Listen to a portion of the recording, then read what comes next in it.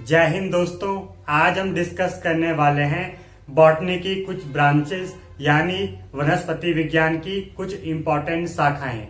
दोस्तों, इससे पिछले टॉपिक की बात करें तो हमने पढ़ा था कि बायोलॉजी को दो पार्ट में डिवाइड कर दिया गया है, बॉटनी एवं जूलॉजी। बॉटनी में हम स्टडी ऑफ प्लांट्स का अध्ययन करते हैं। अगर जूलॉजी की बात करें, जूलॉजी में हम स्टडी ऑफ एनिमल्स की बात करते हैं। चलिए दोस्तों, आज के टॉपिक पर बढ़ते हैं और डिस्कस करते हैं आज के कुछ इंपॉर्टेंट पॉइंट्स। पहला पॉइंट है दोस्तों इसमें एंथोलॉजी, अर्थात एंथोलॉजी होता क्या है, एंथोलॉजी कहते किसे हैं। दोस्तों, एंथोलॉजी कहते हैं study of flowers, study of flowers अर्थात फूलों का अध्ययन कहलाता है आपका anthology. Study of flowers is called anthology. Next point, anatomy.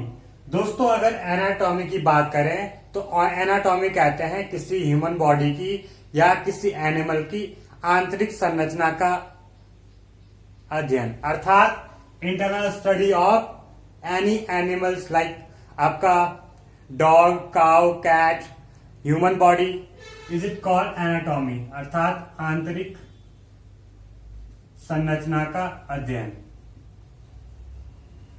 अगर प्लांट्स की बात करें दोस्तों, तो प्लांट्स की आंतरिक संरचना का अध्ययन या प्लांट्स की संरचना का अध्ययन, आकार का अध्ययन कहलाता है मॉर्फोलॉजी, जिसमें स्टडी ऑफ इंटरनल या एक्सटर्नल साइज या structure of plants is it called morphology.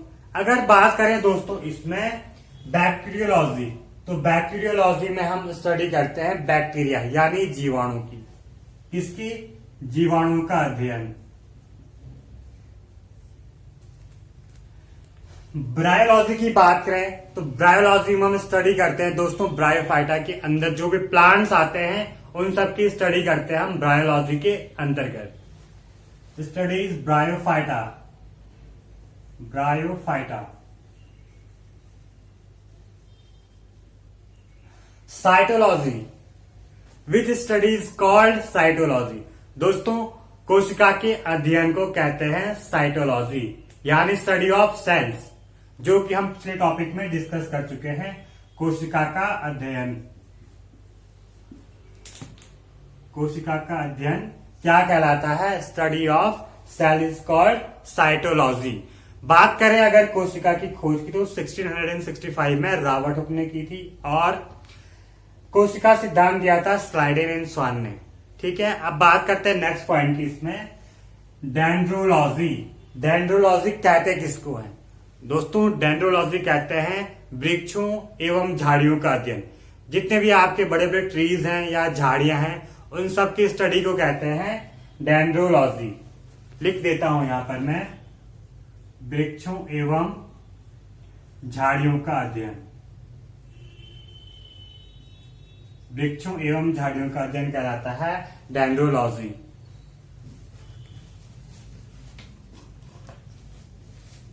अगर बात करें नेक्स्ट पॉइंट की इसमें दोस्तों, डेंड्रोक्रोनोलॉजी किसे कहते हैं, डेंड्रोक्रोनोलॉजी।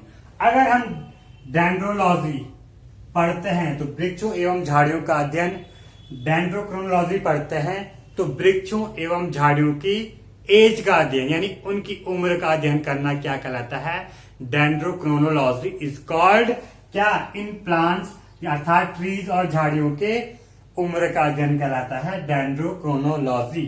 अब बात करते हैं दोस्तों इकोलॉजी किसे कहते हैं। दोस्तों, इकोलॉजी कहते हैं, डायरेक्ट आप समझ लीजिए पर्यावरण, पौधों का पर्यावरण से संबंध यानी relationship of plants between environment and plants, plants and environment के बीच क्या संबंध, रिलेशन, कि किस प्रकार लाइक आपके कौन से प्लांट्स सूखे में उगते हैं, कौन से प्लांट्स को पानी की ज्यादा मात्रा चाहिए होती है, कौन से प्लांट्स को धूप की ज्यादा मात्रा चाहिए होती है। ये जैसे हम पढ़ते हैं दीप्तिकालिता, प्रदीप्तिकालिता के में पढ़ेंगे दोस्तों, ये सारे हम टॉपिक्स की किस प्रकार के प्लांट्स को एनर्जी चाहिए होती है, किस टाइप की एनर्जी चाहिए होती है, किस रैंक में वर्षा की जरूरत होती है, यानी रैन की आवश्यकता होती है प्लांट्स को उनकी नीड की अकॉर्डिंग।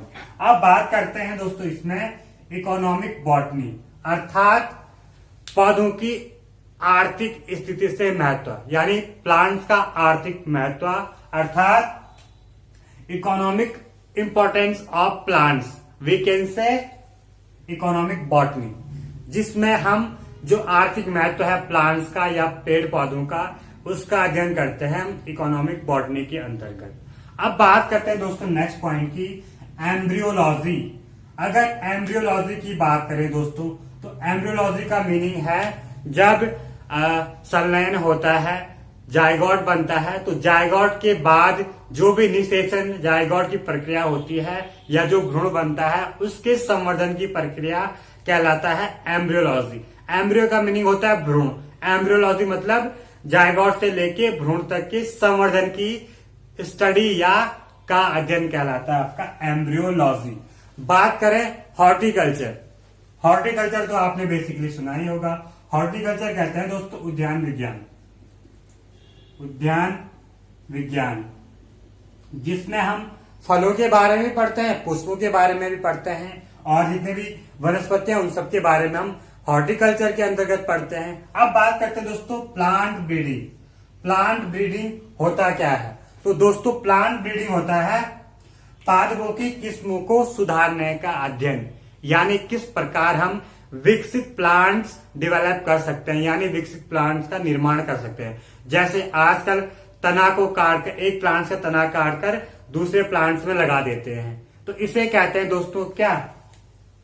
प्लांट्स ब्रीडिंग, यानी एक प्लांट से डिवेलप्ड अन्य प्लांट्स को जन्म देना।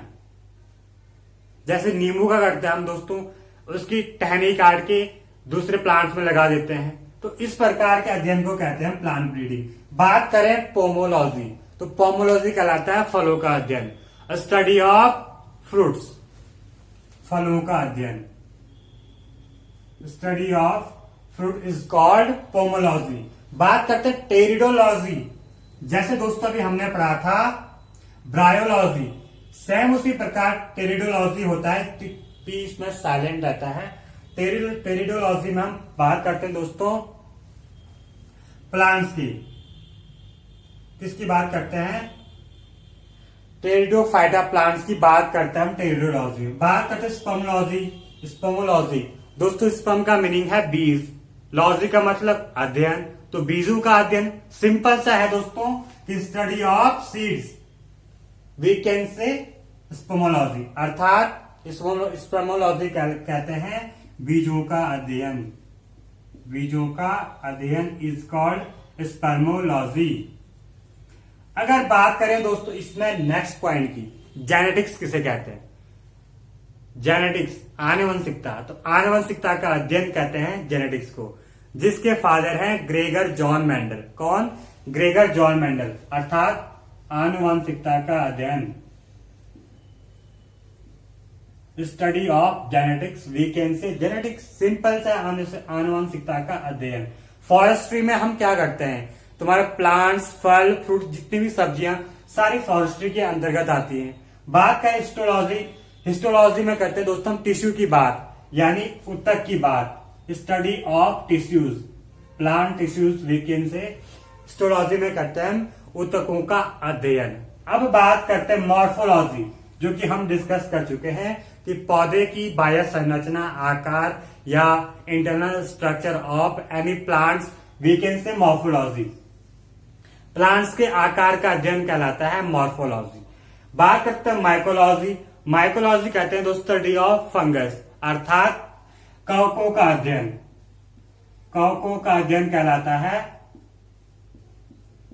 Study of mycology.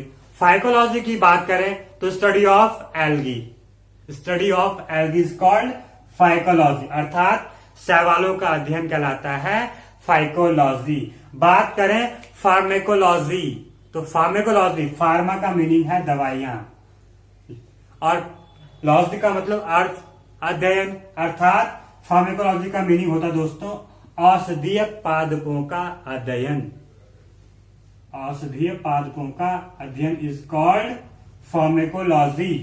बात करें दोस्तों थैलोफाइटा, तो थैलोफाइटा के अंतर्गत हम प्लांट्स का अध्ययन करते हैं जो थैलोफाइटा में आते हैं, जैसे ब्रायोफाइटा, टेरिडोफाइटा, थैलोफाइटा। इनमें किसमें स्पर्म होते हैं, किसमें नहीं होते, किसमें फल होते हैं, नहीं होते हैं, नग्न बीज वाले होते हैं, बीज ढके रहते हैं। तो ये सारी स्टडी करते हैं हम टेरिडोफाइटा, एंजियोस्पर्म, जिम्नोस्पर्म, ब्रायोफाइटा में दोस्तों। अब बात करते हैं दोस्तों एग्रोनॉमी।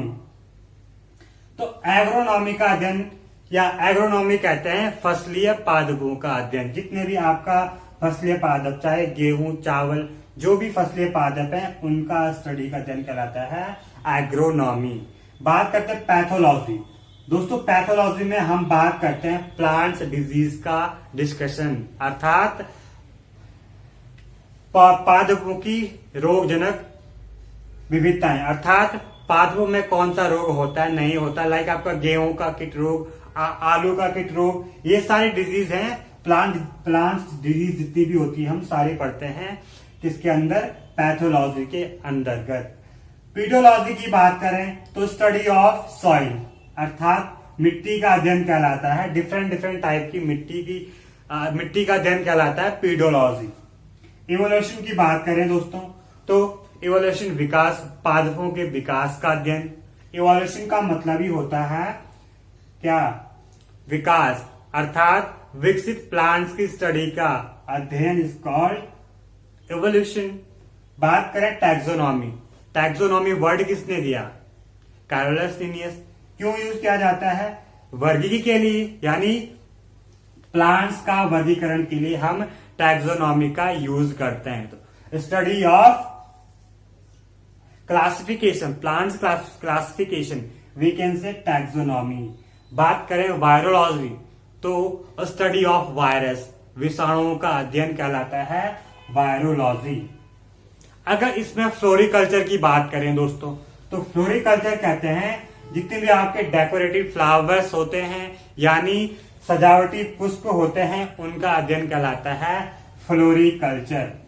दोस्तों ये सारे पॉइंट एग्जाम्स की दृष्टि से बहुत इंपॉर्टेंट है। अगर मैं आपको इसमें से इंपॉर्टेंट क्वेश्चन बताऊं तो आपका साइटोलॉजी तो बेसिक क्वेश्चन है, साथ ही साथ anthology, pomology, horticulture, plant breeding, spermology, pharmacology, phycology, mycology, genetics, forestry, histology, pathology, pedology, आपका taxonomy, floriculture and virology. Very very important दोस्तों, एग्जाम की दृष्टि से बहुत ही इंपॉर्टेंट है ये सारे फैक्ट। ये दोस्तों कोई हिस्ट्री बेस पर डेवलप्ड नहीं है या डिपेंड नहीं है किसी हिस्ट्री पे, आपको ये दोस्तों फैक्ट वाइज याद करने पड़ेंगे।